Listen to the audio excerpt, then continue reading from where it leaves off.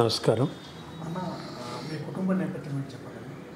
కుటుంబ నేపథ్యం వ్యవసాయపరంగా మాది భూస్వామ్య కుటుంబం. ఒక 120 ఎకరాలు పొలము, 100 బర్రెలు, 100 ఆవులు, నిత్యం ఇంట్లో ఒక 100 మంది పనిచేసేవాళ్ళు, ఒక బంతి భోజనం లాగా పెద్ద కుటుంబం మాది. మీకు డాక్టర్ అభిరుచి మధు అంటున్నారు, అంటే డాక్టర్ చదవడం వల్ల వచ్చిందా లేకుంటే మీరు ఏం చేశారు?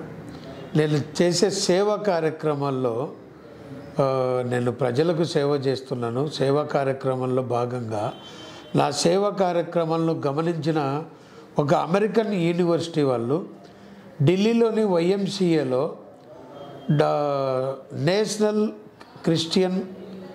National SC commission chairman George Kurian గారి చేతి మీదుగా వైఎంసీఏలో సోషల్ యాక్టివిటీస్లో డాక్టరేట్ ఇవ్వడం జరిగింది.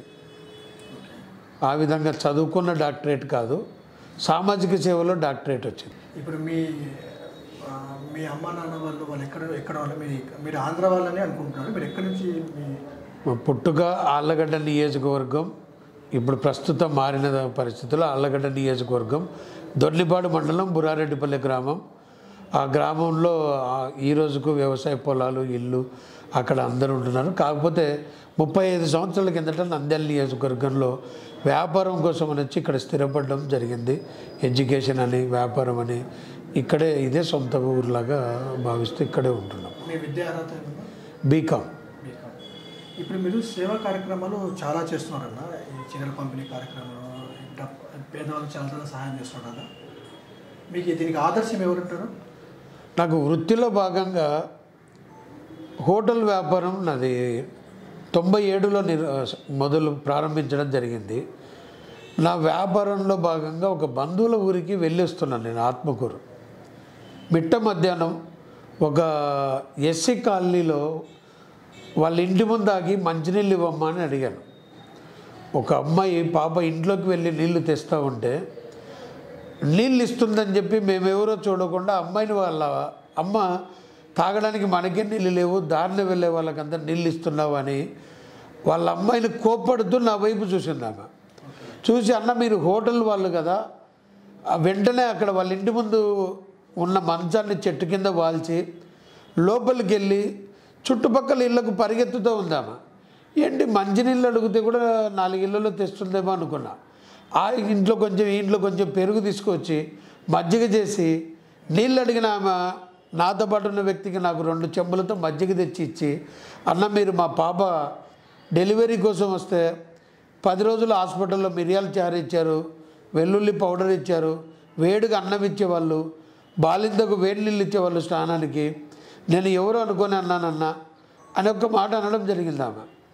అసలు అన్న తర్వాత నేను ఆలోచించాను, నేను చేసింది చాలా చిన్న కార్యక్రమం. అది వేడి నీళ్ళు ఇవ్వడం, మిరియాల రసం పథ్యం కోసం ఇవ్వడం, కొంచెం బాలింతకు వేడి అన్నం ఇవ్వడం, దానికి ఆమె ఇంత సేవ చేస్తుంది. అసలు సేవలో ఇంత కృతజ్ఞత చూపిస్తారా అని చెప్పి నేను ఆ వైపున చిన్న కార్యక్రమాలు చేస్తూ పోతుంటే, అప్పటికే నంద్యాల నియోజకవర్గంలో ఏ ఆటలో చూసినా కలియుగ కర్ణుడని, దాన కర్ణుడని, ఎస్పీవి రెడ్డి గారిని అనేక రకాలుగా ఆయన ఆటోల మీద రకరకాల కార్యక్రమాలు గమనిస్తూ ఉండేవాడిని. అప్పుడు చూసి ఆయన దగ్గరికి వెళ్ళి చూస్తే ఎంత సింప్లిసిటీగా అందరితో వచ్చిన అందరితో కలిసి, ప్రజలతో కలిసి మమేకమైపోయి సాదా సీదా బట్టలు వేసుకొని కూర్చునే కుర్చీ కూడా ఎక్కడ పడితే అక్కడ కూర్చుంటూ ఆయన వచ్చిన వాళ్ళంతా అందరితో ప్రేమగా తనలో ఒకటిగా కలిసిపోయి వాళ్ళతో కలిసి భోంచేస్తూ వాళ్ళతో మాట్లాడడం, గ్రామీణ భాష మాట్లాడుతూ కలిసిపోయే విధానం చూసి ఎస్పీవి రెడ్డి గారిని ఆదర్శంగా తీసుకొని సేవా కార్యక్రమాలు ప్రారంభించారు. నా కార్యక్రమాలకు ఆదర్శమైతే ఎస్పీవి రెడ్డి గారు. ఈ రాజకీయ రంగంలో రావడానికి మీకు ఏమైనా దీనికి బలమైన కారణం ఉందంటారు? రాజకీయ రంగం అంటే, రాజకీయాలు అంటే సహజంగా పల్లెలు పుట్టాను. మా కుటుంబం, మా నాన్నగారు దాదాపుగా ఒక 40 గ్రామాలకు ఒక పెద్ద మనిషిగా ఉంటూ గ్రామాల్లో వివాదాలు పరిష్కరించుకుంటూ ఏదైనా సేవా కార్యక్రమాలు చేసుకుంటూ అనేక రకాలుగా, అప్పట్లో మాది పెద్ద కుటుంబం అవ్వడం వలన పేదల వివాహాలు కానీ, అనేక రకాలుగా అనారోగ్య సమస్యలు కానీ మా నాన్నగారు సహాయం చేయడం, వాళ్ళకు తినడానికి ధాన్యపు గింజలు ఇవ్వడం, అప్పుడు వాళ్ళ కళ్ళలో కృతజ్ఞత భావం చూసి నేను రాజకీయాలంటే కొంతవరకు ఇంట్రెస్ట్ చూపాల్సి వచ్చింది. ఎందుకైనా నలుగురిని ఆదుకోవాలి, నలుగురికి ఏమైనా సేవ చేయాలి అని అనుకుంటే తప్పకుండా రాజకీయం అనేది ఒక మార్గం అని చెప్పి రాజకీయ నాయకులను దగ్గర నుంచి చూడడం. వాళ్ళ రెండో కోణము జనాల ముందు ఎలా ఉంటారు, జనం లేకుండా ఎలా ఉంటారు, ఎన్నికల ముందు ఎలా ఉంటారు, ఎన్నికల తర్వాత ఎలా ఉంటారు, ఇవన్నీ గమనించి రాజకీయాల్లో అసలు నాయకుడిగా కాదు సేవకుడిగా ప్రజల్లోకి వెళ్ళాలి. ఏ రోజు నాయకుడు అనిపించుకోకూడదు, ప్రతి కుటుంబంలో కుటుంబ సభ్యుల్లాగా అనిపించుకోవాలి. అసలు నేను అనేక మంది నాయకుల దగ్గర డోర్ల దగ్గర నిల్చొని చూశాను, బయట ఏమనుకుంటున్నారో ప్రజలు చూశాను, వాళ్ళ ఆవేదన చూశాను, వాళ్ళని నమ్మించిన నాయకులు మోసం చేసిన తర్వాత వాళ్ళు ఏమనుకుంటారో చూసి అసలు నాయకుడు అంటే ఇలా ఉండాలి, ఒక ఆదర్శవంతమైన రాజకీయం చేయాలి అనే ఉద్దేశంతో నేను రాజకీయాల వైపు మొగ్గు చూపడం జరిగింది. అలాగే మీరేమైనా మోసపోయారా రాజకీయాల్లో? నేను దాదాపుగా మోసపోయానని చెప్పడానికి ప్రతి రాజకీయ నాయకుడికి నేను సేవ చేశాను. ముఖ్యంగా నంద్యాలలో ఉన్న ప్రతి రాజకీయ నాయకుడు, నేను ఆ రోజుల్లో తెలుగుదేశం పార్టీలో ఉండడం వల్ల ప్రతి కుటుంబము తెలుగుదేశానికి వచ్చి వాళ్ళ పరిస్థితుల వల్ల మళ్ళీ బయటికి వెళ్ళిపోయిన కుటుంబాలు ఉన్నాయి. ప్రతి నాయకుడికి నేను పనిచేయడం జరిగింది. అహర్నిశలు వాళ్ళ కుటుంబ సభ్యుల్లాగా వాళ్ళ గెలుపు కోసం నా చెమటోర్చి పనిచేశాను, నా శక్తి మేరకు పనిచేశాను.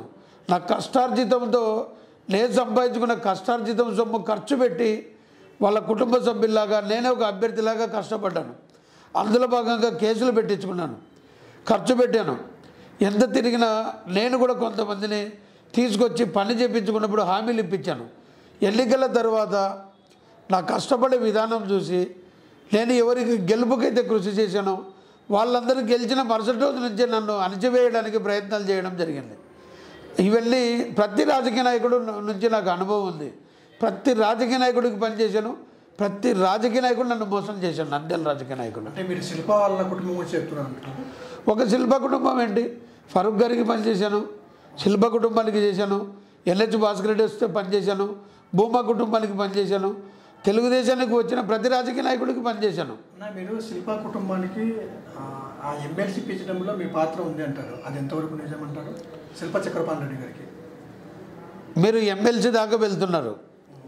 శిల్ప మోహన్ రెడ్డి గారు తన రాజకీయ ఉనికి కోసం తెలుగుదేశంలోకి రావాలా, వైసీపీలోకి వెళ్ళాలా అని ఊగిసలాడుతున్న సమయంలో విషయం నాకు తెలిసి నేను వెళ్ళి ఆయన దగ్గర ఉదయం నుంచి రాత్రి వరకు కూర్చొని మీరు రండి అని చెప్పి ఆయన రావడం పార్టీకి ఎంత అవసరం. ఇక్కడ చంద్రబాబు గారితో స్వయంగా శిల్ప కుటుంబానికంటూ కొన్ని సొంత ఓట్లు ఉన్నాయి, ఆయన సామాజిక సేవ చేస్తాడు, ఆయన లాంటి నాయకుడు వస్తే ఆయన బలము తెలుగుదేశం పార్టీ కార్యకర్తలు కలిస్తే విజయం తప్పకుండా వస్తుందని చెప్పి అటు అధిష్టానాన్ని మెప్పించి ఇటు శిల్పా మోహన్ రెడ్డి గారిని మెప్పించి వాళ్ళిద్దరూ వ్యక్తిగతంగా కలుసుకునేలాగా ఏర్పాటు చేసి పార్టీలోకి తీసుకొచ్చి కండువ వేసుకునే దానికి కృషి చేశాను. నేను ఆయన పార్టీలోకి రావడానికి స్వయంగా నేను వ్యక్తిగతంగా కృషి చేశాను. మీరు అంత కృషి చేస్తా అంటున్నారు, బట్ అదే శిల్ప కుటుంబం మీద మీరు ఒకసారి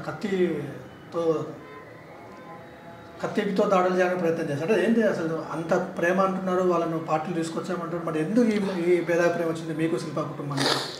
నేను గ్రామీణ వాతావరణంలో పుట్టడం వల్ల పెరగడం వల్ల అసలు నాకు ఊహ రాకముందే అనేక మంది వందలాది మంది ఇంటికి వచ్చి సహాయాల కోసం వచ్చి పనిచేసిన మా నాన్నగారి దగ్గరికి రావడం, వాళ్ళు వచ్చినప్పుడు వాళ్ళ ఫీలింగ్ చూడడం, వాళ్ళకు పనిచేసిన తర్వాత కృతజ్ఞత భావాలు చూసి నాయకులు అంటే కూడా అలాగే ఉంటారని ప్రతి నాయకుడు పనిచేసిన దాంట్లో భాగంగా శిల్పా మోహన్ రెడ్డి కుటుంబానికి నేను పార్టీలోకి తీసుకొని వచ్చి అంత కష్టపడి ఎన్నికల్లో ఇదే భూమా నాగిరెడ్డి గారు ఆ రోజు వైఎస్ఆర్సీపీ పార్టీ తరఫున అభ్యర్థిగా పనిచేస్తే శిల్ప కుటుంబం కోసం భూమా నాగిరెడ్డి గారిని ఎదిరించి శిల్ప కోసం పనిచేస్తే శిల్పా మోహన్ రెడ్డి గారు ఆ ఎన్నికల్లో ఓడిపోవడం జరిగింది. ఓడిపోయి ఆయన నేను రాజకీయ సన్యాసం తీసుకుంటున్నాను, నాకు రాజకీయాలు వద్దు అని ఇంట్లో కూర్చుంటే లేదు కాదు కూడదు అని చెప్పి ఒత్తిడి చేసి ఆయన సమయం తీసుకొని హైదరాబాద్లో ఆయన కార్యాలయానికి వెళ్ళి లేదు రాష్ట్రం అంతా పార్టీ గెలిచింది, మీరు రాజకీయ సన్యాసం తీసుకుంటే కార్యకర్తలు నష్టపోతారు, మీరు అందుబాటులో ఉండాలి, మీకు ఏదో ఒక ఎమ్మెల్సీ కానీ ఏదో ఒక పదవి ద్వారా మీరు రాండి అంటే నాకు రాజకీయాలు ఇంట్రెస్ట్ లేదు అని ఆయన ఓపెన్గా చెప్తే, మీ కుటుంబం ఉండాలి అని అంటే అది ఏదన్నంటే చక్రపాణితో మాట్లాడు, అలాంటిది ఏదన్నా ఆసక్తి ఆయనకుంటే ఆయనతో మాట్లాడని చెప్పడం జరిగింది. అదే శిల్పామోహన్ రెడ్డి గారు చక్రపాణి రెడ్డి గారికి ఫోన్ చేసి అభిరుచి మీద వచ్చాడు, ఏదో ఒక ఇన్ఫర్మేషన్తో వచ్చాడు, మాట్లాడతాడు, మీ దగ్గరికి వచ్చి చెప్పడం జరిగింది. అదే చక్రపాణి రెడ్డి గారి కార్యాలయానికి పంజాగుట్టలో ఆయన పిలుపు మేరకు వెళ్ళి కలిశాను. కలిసి అన్న ఈ రకంగా అన్నను కలవడం జరిగింది, మీకు ఇద్దరికి టికెట్లు వస్తే ఇద్దరు ఓడిపోవడం జరిగింది, కానీ మీ ఇద్దరిలో ఒకరన్నా రాజకీయంగా మీరు ప్రజల్లో ఉండాలి, ఒక పదవి ద్వారా ఉండాలి, మీకు ఒక ఎమ్మెల్సీ మాట్లాడదామంటే మనకెవరు ఎమ్మెల్సీ ఇస్తారు అన్నాడు ఆయన. చాలా ఆశ్చర్యంగా మాట్లాడాడు. ఆ ప్రయత్నం ఏదన్నా నేను చేస్తాను, అధిష్టానంతో నాకున్న పరిచయాల ద్వారా మాట్లాడతాను, మీరు అంగీకరిస్తే చాలు అని చెప్పి నేను లోకేష్ బాబు గారితో మాట్లాడి లోకేష్ బాబు గారికి స్థానిక పరిస్థితులు వివరించి ఎమ్మెల్సీ ఇచ్చేలాగా చేసి చక్రపాణి రెడ్డి గారిని స్వయంగా రాష్ట్ర పార్టీ కార్యాలయానికి తీసుకెళ్ళడం జరిగింది. అంత చేస్తే అదే కుటుంబం ఎన్నికల కోసం వాళ్ళ కోసం అంత చేస్తే శిల్పామోహన్ రెడ్డి గారు చూస్తే ఇన్ఛార్జ్ వచ్చిన తర్వాత నా మీద కుట్రలు పడి నన్ను ప్రతి క్షణం ప్రతి అధికారికి పిలిచి చెప్పేవాడు, అభిరుచి మధు ఏ పనులు అడిగినా చేయొద్దు, నేను ప్రజల కోసం పనులు అడిగేవాడిని, కార్యకర్తల కోసం పనులు అడిగేవాడిని, నా కుటుంబం కోసం పనులు అడగాల్సిన అవసరము ఆ స్థితి నాకు ఇప్పుడే కాదు భవిష్యత్తులో కూడా రాదు. నాకు వాస్తవంగా నా కుటుంబం కోసం ఈరోజు కాదు చివరి క్షణం వరకు కూడా ఎవరి మెట్లెక్కి నా పని కావాలని చేసే స్థితిలో నేను లేను. నా రూపాయి నేను సంపాదించుకున్న కష్టార్జితం సొమ్మునే ప్రజలకు తెచ్చి సేవా కార్యక్రమాల పేరుతో పంచుతున్నాను, సేవ చేస్తున్నాను. ఏ ఎన్నికల్లో నిల్చోకపోయినా, ఏ బాధ్యత లేకపోయినా నిత్యం ప్రజల సమస్యలు అంటే ఒక ఏ రకమైన సమస్య వచ్చినా బాధ్యతగా వచ్చి ప్రజలతో ఉంటున్నాను. అలాంటిది కేవలం నా ఎదుగుదల ఓర్చుకోలేక నాకు ఏ ప్రభుత్వ కార్యాలయాల్లో పని చేయకూడదని ఆదేశాలు ఇస్తూ, ఆదేశాలతో పాటు నా మీద రాజకీయ గొడవలు కేవలం ఎక్కడ కూడా ప్రత్యేకంగా అభిరుచి మధు అనే వ్యక్తి ఒక ఆస్తి విషయాల్లో కానీ ఒక నేర విషయాల్లో కానీ ఈరోజు వరకు నాకు ప్రత్యక్షంగా కానీ ప్రమేయంగా కానీ ఎటువంటి చిన్న ప్రమేయం లేకుండా మా మీద రౌడీ చీట్లు నమోదు చేయించడం జరిగింది, కేవలం రాజకీయ కుట్రలో భాగంగా. అలాంటి శిల్పామోహన్ రెడ్డి ఇదే నంద్యాల నియోజకవర్గంలో దేవాలయాల్లో పనిచేసే పూజారుల మీద కూడా రౌడీ చీట్లు పెట్టించిన చరిత్ర ఉన్న శిల్పామోహన్ రెడ్డికి అన్నీ మర్చిపోయి పార్టీలోకి వచ్చాడు కదని అహర్నిశలు కష్టపడ్డాను. కష్టపడితే నన్ను తొక్కివేయడం ఎన్నికల మరుసటి రోజు నుంచే మొదలుపెట్టాడు. ఆయనకి ఇన్ఛార్జ్ ఇప్పించిన తర్వాత ఇదే శిల్పా చక్రపాణి రెడ్డి గారు ఎమ్మెల్సీ ఇప్పిస్తే ఎమ్మెల్సీ అయిన మరుసటి రోజు నుంచి ఆయన ఎమ్మెల్సీతో పాటు జిల్లా అధ్యక్షుడు కావడం జరిగింది. పార్టీ ఎన్నిక జిల్లా అధ్యక్షుడు ఆయన ఉంటే జిల్లా ఉపాధ్యక్షుడుగా నేనున్నా. ఎక్కడో ఏదో ఒక జరిగిన సంఘటన జరిగిన రోజు ఆ సందర్భంలో ఒక యూత్ నిరసన కార్యక్రమం జరుగుతూ ఉంటే నేను వెళ్ళి నిరసన విరమింపజేయడానికి భాగంగా నిమ్మరసం ఇచ్చి మీ సమస్యను చంద్రబాబు నాయుడు గారి దృష్టికి తీసుకెళ్తాను, సమస్య పరిష్కారానికి నా వంతు బాధ్యతగా నేను హామీ ఇస్తున్నా అని నిమ్మరసం ఇచ్చి దీక్ష విరమించే సమయంలో ఎక్కడో నా ప్రమేయం లేకుండా ప్రత్యక్షంగా కానీ పరోక్షంగా కానీ నా ప్రమేయం లేకుండా జరిగిన ఒక సంఘటన జరిగితే దాన్ని అవకాశంగా తీసుకొని పార్టీ నుంచి నన్ను సస్పెండ్ చేయించేదాకా తీసుకెళ్ళాడు. పార్టీకి వాస్తవ పరిస్థితులు తీసుకెళ్ళి పార్టీకి వివరించి ఇది నా పాత్ర, జరిగిన విషయం ఇది, రాజకీయాల్లో నన్ను అణచివేయాలని చూస్తున్నారు, మీకు నేను అవసరం అనుకుంటేనే పార్టీలో ఉంటాను, చెడ్డ పేరు వస్తుంది నా గురించి అంటే ఒక్క క్షణం కూడా ఉండదంటే వాస్తవ విషయాలు పార్టీ తెలుసుకొని చక్రపాణి రెడ్డి గారిని మందలించడం జరిగింది. పార్టీ ఇంత చేస్తూ ఉంటే నాకు అనిపించిన విషయం ఏంటంటే ప్రతి రాజకీయ నాయకుడు నిజంగా రాజకీయ నాయకుడే, ఎదిగేవాడిని, వాస్తవ నాయకత్వ లక్షణాలు ఉన్నవాడిని, జనం పిచ్చిన ఉన్నవాడిని ఎవరిని కూడా ముందుకు రానివ్వరు అనే విషయం పరిజ్ఞానం నాకు జ్ఞానం కలిగేటి నాకు నేనుగా ఒకరి కింద కాదు, నేనే నాయకుడిగా తయారైపోయి ప్రజల్లో మమేకమైపోయి ప్రజల్లో కుటుంబ సభ్యుడిగా అయిపోయి వాళ్ళతోనే ఉండాలి, వాళ్ళ కష్టాల్లో ఉండాలి, వాళ్ళకు ఏ బాధ వచ్చినా భరోసాగా ఉండాలి, వాళ్ళ కుటుంబ సభ్యుడిగా ఉండాలని నేను రాజకీయాల్లో ప్రత్యక్ష రాజకీయాల్లోకి రావాలని నిర్ణయించుకోవడం జరిగింది. మీరు చంద్రబాబు నాయుడు బినాని నారా లోకేష్ నీడ అని అంటారు, దీని మీద మీ స్పందన ఏమన్నా?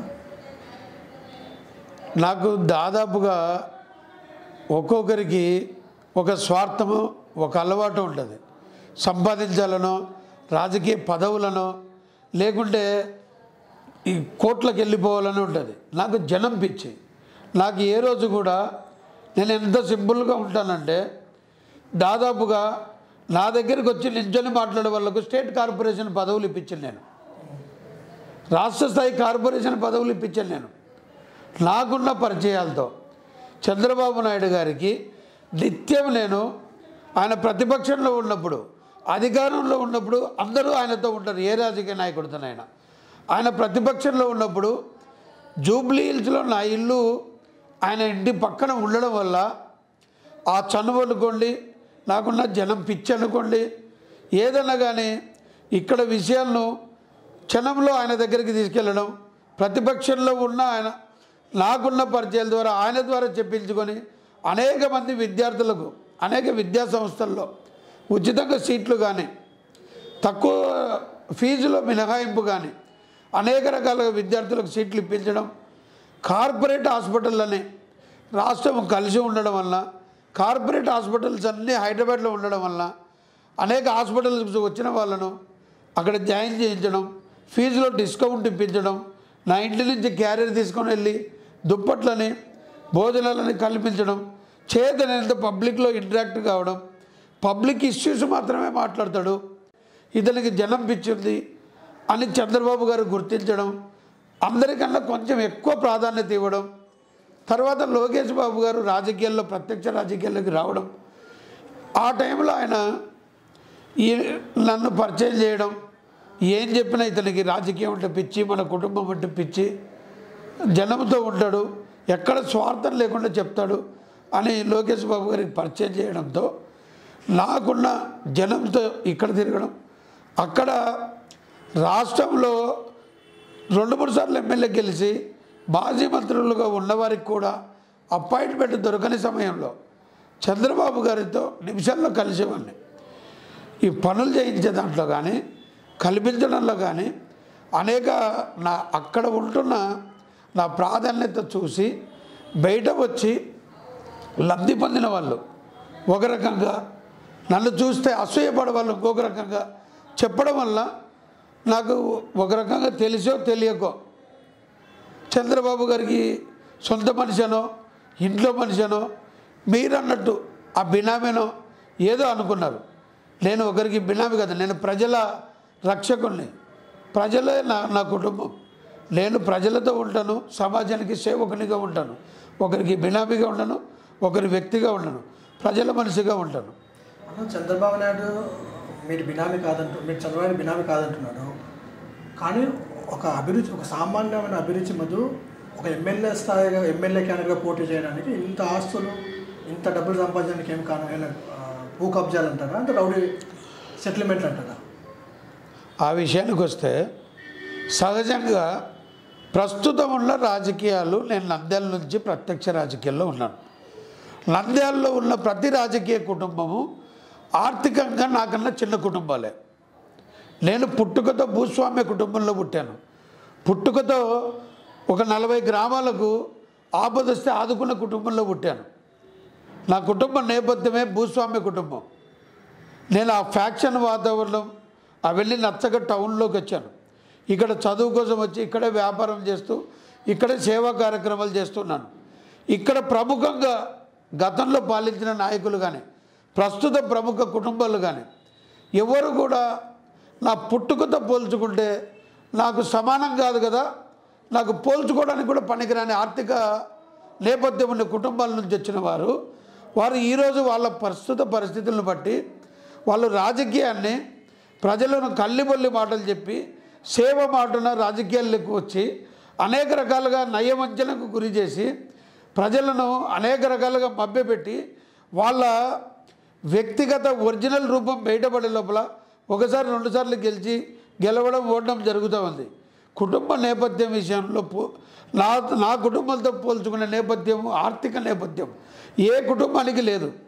నేను ఎప్పుడు కూడా నేను ఎలాంటి కుటుంబంలో పుట్టాను, ఎలా పెరుగుతున్నాను అనేది ఎక్కడ నా జీవనశైలి చూస్తే నన్ను సామాన్యుడు అనుకుంటారు. నా ఆర్థిక పరిస్థితులు, నా వెనుక నేను చేస్తున్న సేవా కార్యక్రమాలు, ప్రతి పైసా నా కష్టార్జితంతో తెచ్చి చేస్తున్నా. ఎక్కడే కానీ వైసీపీ ప్రభుత్వం వచ్చిన తర్వాత రాజకీయాల్లో ఒక కులం మీద దాడి, ఒక పార్టీ మీద దాడి, సమాజం మీద దాడి, ఇన్ని దాడులు జరుగుతున్నాయి. మరి నేను రాజకీయాల కోసం ఆ రోజున్న పార్టీ కోసం ప్రజల తరపున నేను నిలబడి పనిచేసినందుకు గాను ఆ పార్టీ పలానా పార్టీ ఓడిపోవడానికి కారణమే నేనని తెలిసి ప్రస్తుతం ఉన్న ముఖ్యమంత్రి జగన్మోహన్ రెడ్డి గారు సాక్షాత్తు ఇక్కడ 15 రోజులు ఉన్నాడు. ఇంటింటికి కౌన్సిలర్ లాగా తిరిగాడు.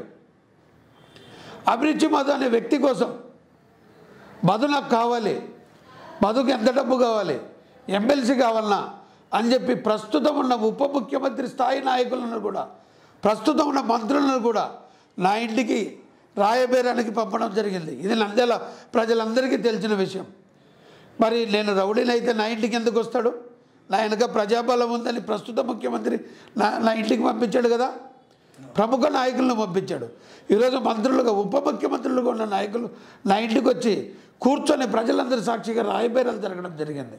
కానీ ఆ రోజు నేను కొన్ని నియమాలకు కట్టుబడి నన్ను నమ్మిన పార్టీకి ఎటువంటి ప్రలోభాలకు లోను కాకుండా అదరక బెదరక రాజకీయం చేస్తే కేవలం నీ వల్లే ఓటమికి గురైనానని చెప్పి నా మీద కుట్ర పన్ని దాడి చేయడం జరిగింది. అలాంటిది ఈరోజు నేను కత్తి పట్టాల్సి వచ్చిందంటే అవసరమైతే కళ్ళం పడతాం. సమాజానికి ప్రమాదం వస్తే కత్తి పట్టాల్సి వస్తుంది, మళ్ళీ కూడా పడతా.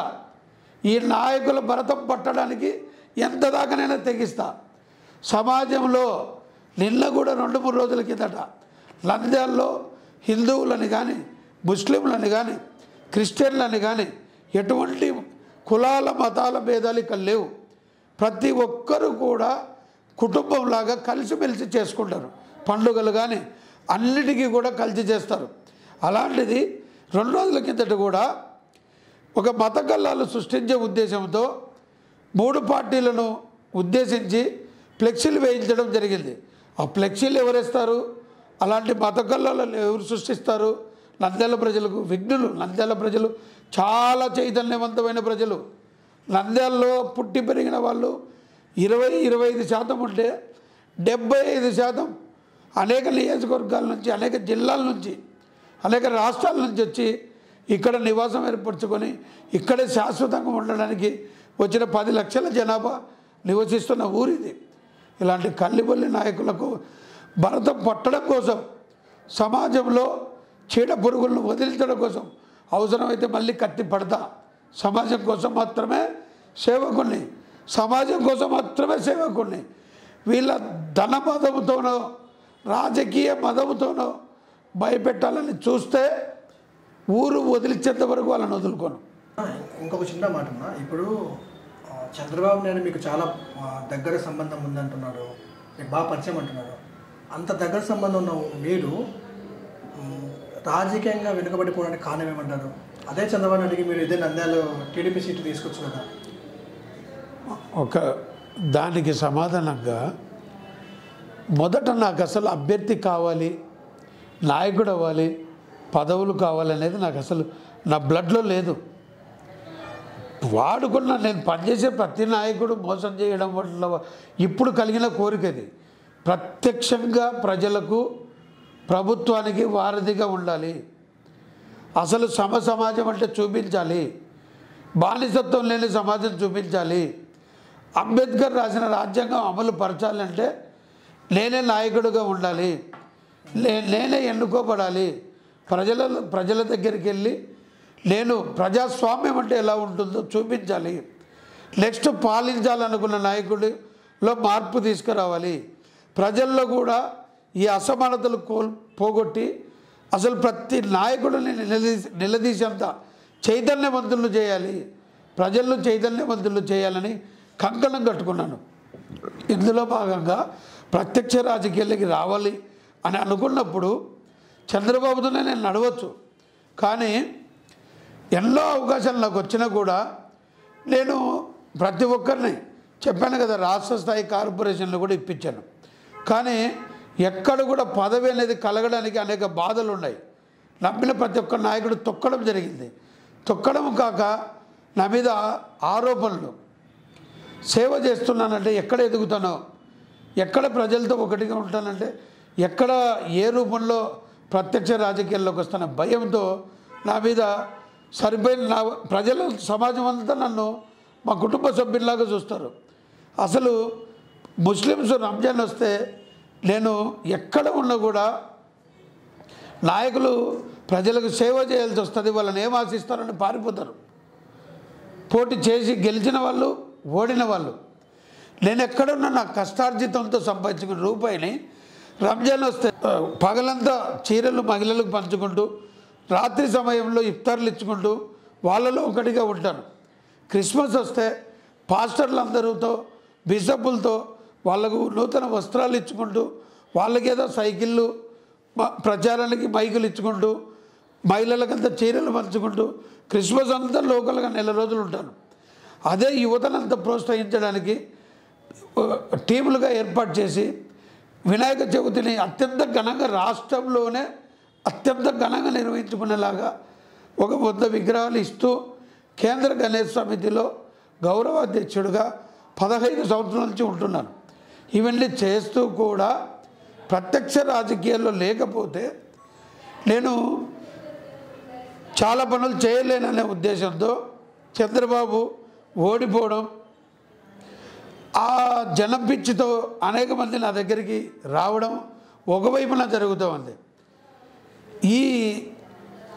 ఈ నాయకులు నన్ను ఏదో బెదిరించాలనే 1-2 చిన్న బెదిరింపు ధోరణిలో చిన్న ప్రయత్నాలు నా మీద చేశారు.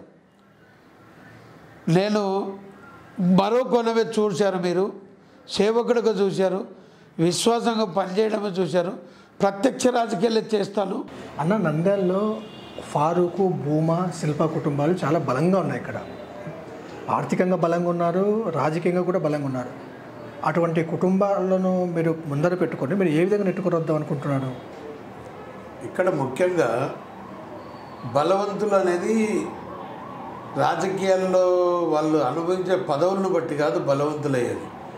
ఇప్పుడు ఫారూక్ గారికి కులబలం ఉంది అని అనుకుంటున్నారు, శిల్ప కుటుంబానికి ధనబలం ఉంది అని అనుకుంటున్నారు, భూమ కుటుంబానికి ఖండబలం ఉంది అని అనుకుంటున్నారు. కానీ రాజకీయాల్లో బలవంతుడు, బలమైన నాయకుడు అంటే జనబలం ఉండాలి. ఆ జనబలం నాతో ఉంది, నాకు ఉంది అని నేను అనుకుంటున్నాను. అది ఎలా అనుకుంటున్నారు మీరు? ఎలా అనుకుంటున్నానంటే, గతంలో అందరి నాయకులతో నేను ప్రయాణం చేయడం వల్ల, అందరి నాయకులు గతంలో నేనుండే పార్టీలోకి రావడం వల్ల, అందరూ ఒక పార్టీలో ఉండడం వల్ల, వాళ్ళ చుట్టూ ఉన్న second level, third level, fourth level leaders అందరితో కూడా నాకు విలేజ్ లెవెల్ లీడర్ నుంచి కాన్స్టిట్యూన్సీ లెవెల్, సెకండ్ లెవెల్ వరకు అందరి నాయకుల దగ్గరలో ఉన్న క్యాడర్తో సత్సంబంధాలు ఈరోజుకు ఉన్నాయి. అన్నిటికి మించి నేను జనంతో ఉంటాను, నేను లీడర్తో ఉండను.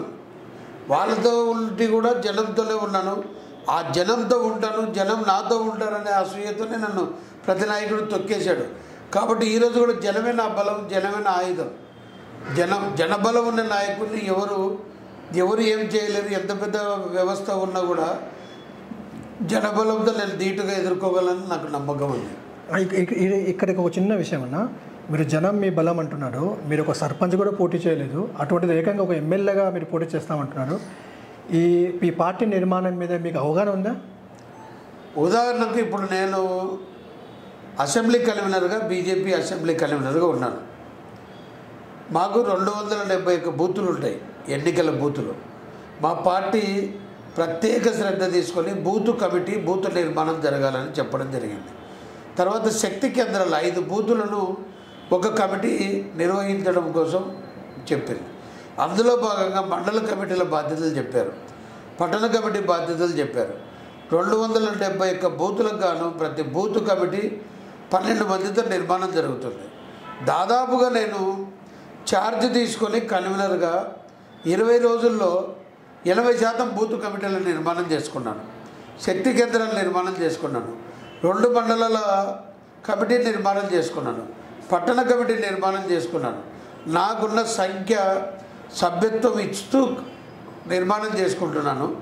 వచ్చే ఎన్నికల్లో ప్రతి బూత్ నుంచి ఏజెంట్లను పెట్టగలిగిన సామర్థ్యం నిర్మాణం చేసుకున్నాను. కాబట్టి ప్రతి బూత్ నుంచి బీజేపీకి ఓట్లు ఎలా తెచ్చుకోవాలనే నేర్పు నాకు, ఎందుకంటే గతంలో ఉన్న అనుభవాన్ని బట్టి. దానికి తోడు నాయకత్వం ఏ పూట కాపూట సలహాలు సూచనలు ఇస్తూ నడిపిస్తూ ఉంది. ప్రతిరోజు ఉదయం పార్టీ నిర్ణయించిన పని చేయడం, ఆ రోజు రాత్రికి ఈ పని చేశానని నేను పంపుకోవడం, ప్రతి దాంట్లో సలహాలు సూచనలు పార్టీ విధి విధానాల ప్రకారంగా నడుచుకోవడం జరగడం వల్ల ఇక్కడ కార్యకర్తల నిర్మాణం చాలా బలంగా ఉంది. భారతీయ జనతా పార్టీకి ఉన్న గొప్ప బలం ఏంటంటే, అందరికీ తెలియని రహస్యం ఏంటంటే, మాకు అనేక విభాగాలు, మాకు తెలియని వ్యవస్థలు పనిచేస్తున్నాయి. ఆ వ్యవస్థల ద్వారా మేధావులు ఉన్నారు, లెక్చరర్స్ ఉన్నారు, వ్యాపారస్తులు ఉన్నారు, అనేక మంది కనిపించే వాళ్ళు 10 మంది పనిచేస్తూ ఉంటే పార్టీకి 90% మంది కనిపించకుండా వ్యవస్థల్లో పనిచేస్తున్నారు. మాకు దాదాపుగా నేను ఇతర పార్టీలు, ఇతర నాయకుల నుంచి దగ్గర నుంచి చూశాను. కాబట్టి భారతీయ జనతా పార్టీకి ఉన్న బలం, కార్యకర్తల బలం కానీ, నడిపించే నాయకులు కానీ, ఇంతగా మానిటర్ చేసి ప్రతిరోజు వెంటబడి చేయించే రాష్ట్ర నాయకత్వం కానీ, ఎంత దాకానైనా మేము ఉన్నామని ప్రోత్సహించే కేంద్ర నాయకత్వం కానీ, ఇంత బలమైన నాయకత్వం ఉండి, ఇంత కమిటెడ్గా పనిచేసే కార్యకర్తల బలం ఉండి, అసలు విజయమే, పోటీ కాదు, తట్టుకోవడం కాదు. రేపు ఇక్కడ జెండా ఎగరబోయబోతున్నాం. భారతీయ జనతా పార్టీ ఇక్కడ గెలవబోతూ ఉంది. నాకు ఒకటి అర్థం కావట్లేదన్నా, మీరు ఎంచుకున్న బీజేపీ పార్టీ ఒకవేళ సెంట్రల్ గవర్నమెంట్లో చాలా బలంగా ఉండొచ్చు, కానీ ఆంధ్రప్రదేశ్లో చాలా బలహీనంగా ఉంది. ఇక్కడ ఉన్న వైఎస్ఆర్సీపీ పార్టీ కానీ టీడీపీ వాళ్ళ ముందు నిలబడలేని పరిస్థితిలో ఉంది బీజేపీ పార్టీ. అటువంటి పార్టీ విజయం సాధిస్తుందంటే ఎలా, అసలు ఏ విధంగా అనుకుంటున్నారు మీరు విజయం సాధిస్తుందని? ఏం మాట్లాడుతున్నారు? బలం ఏంటి? బలహీనం ఉండడం ఏంటి? భారతదేశాన్ని పాలిస్తున్న పార్టీ, అదే నేను సెంట్రల్ గవర్నమెంట్లో అంటున్నాను. 2 సీట్లతో మొదలైన బీజేపీ ఈరోజు 303 సీట్లతో ఏ బిల్లు పెట్టినా కూడా సొంత బలంతో బిల్లులు మంజూరు చేసుకునే స్థితిలో ఉండి, ఈరోజు ఇన్ని రోజులు గతంలో పాలించిన పార్టీ కానీ, ఈరోజు రాష్ట్రాన్ని పరిపాలిస్తున్న పార్టీ కానీ, కేంద్రం నుంచి అనేక నిధులు కేంద్రం ఇచ్చే మంచి ఉద్దేశంతో నిధులు ఇస్తే, అదే నిధులను రాష్ట్ర ప్రభుత్వం తెచ్చి వాళ్ళ సొంత పేర్లు పెట్టుకొని, వాళ్ళ సొంత బొమ్మలు వేసుకొని, వాళ్ళ సొంత రంగులు వేసుకొని కేంద్ర నిధులను పక్కదారి పట్టిస్తూ అసలు పథకాలను నాశనం చేస్తూ, బీజేపీ ఇచ్చిన నిధులు అని ఎక్కడే కానీ మాట చెప్పకుండా వాళ్ళ పబ్బం గడుపుకుంటున్న ప్రాంతీయ పార్టీలు కాదని, ఎన్ని రోజులకు ఈరోజు బీజేపీకి కేంద్ర పార్టీ ప్రత్యక్షంగా మనమే నిధులు ఇవ్వాలి, మనమే పథకాలను మన నాయకత్వం ద్వారా ప్రజల్లోకి తీసుకెళ్ళాలి, ఈ పథకాలు మనం చేస్తున్నామని తెలియాలి, డబుల్ ఇంజన్ సర్కార్ ఆంధ్రలో కూడా రావాలి అనే లక్ష్యంతో ఈ ఎన్నికల్లో ముందుకెళ్తున్నాం. తప్పకుండా కేంద్రం నుంచి డైరెక్ట్గా మేమే నిధులు సాధిస్తాం. కేంద్రం నుంచి తెచ్చే ప్రతి నిధులను కూడా, ప్రతి పథకాన్ని లబ్ధిదారులు, నిజమైన లబ్ధిదారులకు చేరుస్తాం. ఆ అభివృద్ధి అనేది ఏంటో చేసి చూపిస్తాం. ప్రజల మనసు గెలిచి బీజేపీనే కావాలి, బీజేపీనే గెలిపించాలనే నిర్ణయానికి తీసుకొని వస్తాం. అన్న, మీ విషయానికి వస్తే అంటే మీరు ఆస్తులు కాపాడుకోవడానికే బీజేపీ పట్ల వెళ్ళారంటారా? నాకు ఆస్తులు కాపాడుకోవాలనే బీజేపీకి వెళ్ళదలుచుకుంటే, నాకున్న సంపద, నా కష్టార్జితంతో సంపాదించుకున్న సంపదను ప్రజలకు పంచడం ఆడుకున్నా చాలు, నేను కాపాడుకోనక్కర్లా. కోట్లాది రూపాయలు తెచ్చి సేవా కార్యక్రమాల రూపంలో పనిచేస్తున్నా. నేను సామాజిక సేవలో డాక్టరేట్ ఇచ్చారంటే కోట్లాది రూపాయలు ప్రజలకు ఖర్చు పెట్టా. నేను చిన్న మాట, మీరు కోట్లాది రూపాయలు అంటున్నాడు. ఈ కోట్లాది రూపాయలు మీరు ఏ విధంగా సంపాదించున్నారు అనేది నా క్వశ్చన్. వ్యాపారాల ద్వారా సంపాదించుకున్నానండి. నా కష్టార్జిత వ్యాపారాలు అంటే సహజంగా రైతు కుటుంబం, భూస్వామ్య కుటుంబం. ఈ రోజుకు 100 ఎకరాల ఆసామిని నేను. నా పొలం ద్వారా వచ్చేది కానీ, నా వ్యాపారాల ద్వారా వచ్చేది కానీ, అభిరుచి అనే పేరు మీద అనేక నగరాల్లో హోటల్స్ పెట్టాను. అనేక చోట్ల, అనేక హైదరాబాద్లో కానీ, వైజాగ్లో కానీ నేను బిల్డర్గా ఉంటున్నాను. నాకున్న వ్యాపారాల నుంచి వచ్చిన సొమ్మును ప్రజలకు పెడుతున్నాను. నాకున్న పంచడం అనుకుంటే కూడా నా ఆస్తులు అవే పెరిగిపోతాయి. సహజంగా ఆస్తులు కాపాడుకోవడానికి రాజకీయాలు చేయాలని కాదు, ప్రజలకు ప్రజాస్వామ్య పద్ధతిలో ఇక్కడ సమాజం చూపించాలి. రాజ్యాంగం అమలు పరచడం లేదు. నంద్యాలలో ముఖ్యంగా అంబేద్కర్ గారు రాసిన రాజ్యాంగం అనేది ఎట్లుంటుందో నంద్యాలలో తెలియకుండా బానిసత్వానికి రాజధానిలాగా నంద్యాల ఉంది. ఇవాళకి కూడా ప్రజలు స్వేచ్ఛగా వాళ్ళ హక్కులను అనుభవించలేని స్థితిలో ఉన్నారు. ఏ నాయకుడు గెలిచినా బానిసత్వం వైపే తీసుకెళ్తున్నాడు తప్ప ఇక్కడ ప్రజలు స్వేచ్ఛగా స్వతంత్రంగా మాట్లాడలేని పరిస్థితి ఉంది. కాబట్టి ఇవన్నీ లక్ష్యం చేసుకొని మాత్రమే భారతీయ జనతా పార్టీ భావజాలం నచ్చింది. ఎందుకు భారతీయ జనతా పార్టీకి వెళ్ళాల్సి వచ్చిందంటే, ఒక సామాన్యుడు ఒక రైల్వే స్టేషన్లో బస్టాండ్ నెంబర్లో టీ అమ్ముకుంటూ తిరుగుతున్నారు మోదీ గారు అనే పేరున్న అతి సామాన్యుడు. వాజ్పేయి గారికి ఒక కవిగా ఉంటున్న వాజ్పేయి గారు, అత్యంత సామాన్యుడిగా ఉంటున్న మోదీ గారు ప్రధానమంత్రి అయిన ఏకైక పార్టీ ఇది. ఎన్నో రాష్ట్రాల్లో ముఖ్యమంత్రులు అయిన వాళ్ళు ఈ రోజుకు వాళ్ళ కుటుంబ సభ్యులు టైలర్ పని చేసుకుంటూ, ఇవాళకి చిన్న చిన్న వ్యాపారాలు పెట్టుకుంటూ ముఖ్యమంత్రుల కుటుంబాల్లో బతుకుతున్నారు. ఎంతమంది గవర్నర్లు పార్టీకి సేవ చేసి ఈ రోజుకు అతి సామాన్యంగా ఉంటున్న వారిని గవర్నర్లుగా ఎన్నుకున్న పార్టీ. ఈ పార్టీ భావజాలం నచ్చి ఈ పార్టీ ద్వారా మాత్రమే ప్రజాస్వామ్యాన్ని చూడగలం, అంబేద్కర్ రాసిన రాజ్యాంగాన్ని అమలు చేయగలం అనే కొన్ని భావజాలంతో నేను బీజేపీ వైపు ఆకర్షితున్నాయి. ఆ బాటలో నడుస్తున్నాను. నేను మీ రాజకీయ నిర్మాణం ఒకసారి గతాన్ని ఒకసారి చూస్తే చంద్రబాబు నాయుడు గారు అంటే మీకు అపార అభిమానం. ఈ రాష్ట్రంలో ఎవ్వరు కూడా చంద్రబాబు నాయుడు గుడి కట్టలేదు, అటువంటిది మీరు గుడి కూడా కట్టారు. అటువంటి చంద్రబాబు నాయుడు కాదని మీరు బీజేపీలోకి వెళ్ళారంటే దీని వెనక ఏమైనా చంద్రబాబు నాయుడు రాష్ట్రం ఉందంటారా? ఇక్కడ ఒక విషయం అండి, ఏదైనా ఒక నిధులు ఇచ్చిన వారిని కానీ, ఒక పని చేసిన వారిని కానీ కృతజ్ఞత తెలియజేయడం అనేది మన దేశ సంస్కృతి. ఎవరైనా ఒక చిన్న సహాయం చేస్తే థ్యాంక్స్ చెప్తాం. చంద్రబాబు నాయుడు గారు ఇదే నంద్యాలలో రాష్ట్రపతి ఇక్కడి నుంచి ఎన్నిక కావడం జరిగింది, ప్రధానమంత్రిగా ఇక్కడి నుంచి ఎన్నిక కావడం జరిగింది. నంద్యాల నుంచి అనేక ముఖ్య పదవులు పొందిన వాళ్ళు ఇక్కడ చరిత్ర కలిగిన ఊరిది. కానీ అనేక సంవత్సరాల నుంచి ఉంటున్న సమస్యలకు ఉప ఎన్నికలప్పుడు ఆయన ఇచ్చిన హామీలు కొన్ని వందల కోట్ల రూపాయలు కేంద్రం నుంచి తీసుకొని వచ్చి స్వయంగా రాష్ట్రం నిధులు ₹1 ఇవ్వలేదు.